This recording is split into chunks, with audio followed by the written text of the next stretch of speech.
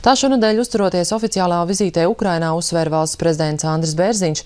Braucienā viņu pavadīja kupla uzņēmēju delegācija. No Ukrainas turpina Madara Līcīte. Pēc Padomjas Savienības sabrukuma Ukraina atšķirībā no Latvijas nesteidzās doties rietumu virzienā un palika uzticīgi ierastajai kārtībai, piedzīvojis daudzus smagus gadus ekonomikā un savus valsts pilsoņu nemierus par notiekošo politiskajā dzīvē. Ukraina tagad vēlas tuvināties Eiropas Savienībai. Šonedēļ uzturoties oficiālā vizītē Ukrainā, valsts prezidents Andris Bērziņš uzsvēra, ka Latvija arī turpmāk veicinās un atbalstīs Eiropas Savienības lēmumus, kas vērsti uz dziļāku Eiropas sadarbību ar Ukrainu. Mēs neesam šeit atbraukuši, lai kādu mācītu. Es esmu pārliecināts, ka Ukraina tomēr izdarīs visu, lai šis ceļš būtu veiksmīgs.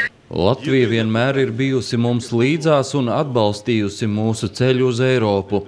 Īpaši nozīmīgi tas ir šogad, jo Ukrainai šis gads ir ļoti svarīgs.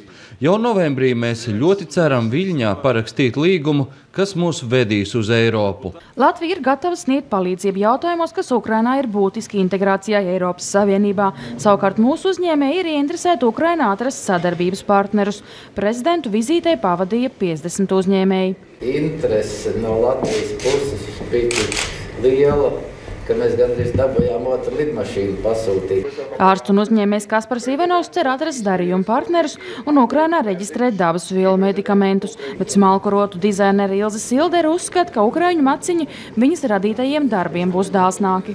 Latvijā līdz šim ļoti liela interesi ir izrādījusi Maskavas publika, un tā kā tās mentalitātes noteikti ir diezgan līdzīgas, tad es domāju, ka tā varētu būt. Jā.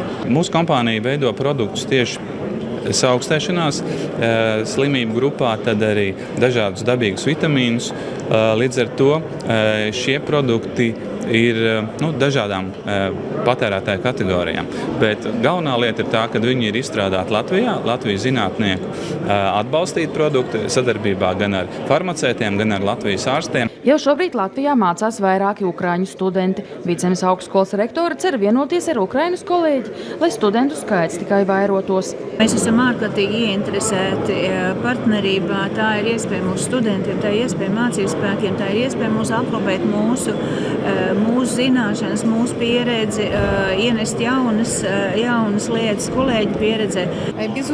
Es ceru, ka mēs sadarbosimies un jau tagad redzu, ka mūsu intereses sakrīt. Jau drīzā nākotnē mēs varētu apmainīties ar studentiem un rīkot starptautiskas konferences. Vizītes laikā tika noslēgti arī vairāki divpusēji abu valstu sadarbības dokumenti. LIA vadītājs Andris Ozols uzskata, ka mūsu uzņēmēju zināšanas Ukraiņiem ir ļoti noderīgas. Vislielākā interese, ko gan nosaka jau arī Latvijas delegācijas sastāvs, ir gan pakalpojumu sektoros, tā kā tranzīts un loģistika, kur, protams, spēcīgākie spēlētāji ir Latvijas dzelzceļš, LZ Cargo, tāpat pat specifiskas nišas, piemēram, loģistika, farmācijas uzņēmumiem. Latvijas delegācija Melnās jūras pilsētā Odesā tika sagaidīta īpaši sirsnīgi. Latvija ir ieinteresēta attīstīt transporta koridoru starp Baltijas un Melno jūru, tādējādi nodrošinot kravu plūsmu starp diviem ekonomiski aktīviem reģioniem. Šajā projektā varētu piesaistīt arī citas valstis, piemēram, Turciju un Skandināviju. Tomēr ir lietas, kuras nevar nopirkt par naudu. Uzņēmējs Edgars Stikāns, kurš ir arī misionārs, Ukrainā vēlas uzcelt žēlsirdības misijas māju. Tas ir Dieva darbs Ukrainā, un es esmu tā kā instruments Dieva rokās, kuram jāpalīdz to izdarīt. Dieva plānā, ja tam namam ir jābūt, tas arī būs.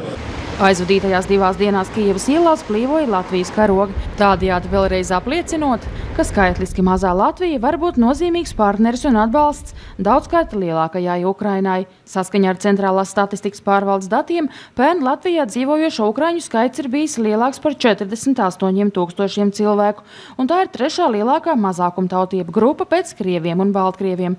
Madara Līcīte, Ainis Kupčs, Latvijas televīzija no Kijevas, Ukrainā.